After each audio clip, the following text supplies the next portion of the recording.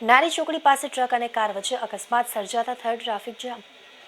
શહેરના મુખ્ય નારી ચોકડી સર્કલ ઉપર ડુંગળી ભરેલો ટ્રક અને ફોર વ્હીલ વચ્ચે રોડ ક્રોસ કરવા સમયે અકસ્માત સર્જાયો હતો, જેમાં ફોર વ્હીલને ભારે નુકસાન થયું હતું। જ્યારે આ અકસ્માત થતા રોડ ઉપર ટ્રાફિક જામ થઈ ગયો હતો, જ્યારે વરતેજ પોલીસ સ્ટેશનના સ્ટાફે તાત્કાલિક ઘટના સ્થળે પહોંચીને ટ્રક અને ફોર વ્હીલને બનાવ સ્થળેથી હટાવી તાત્કાલિક રસ્તો ખુલ્લો કરવામાં આવ્યો હતો।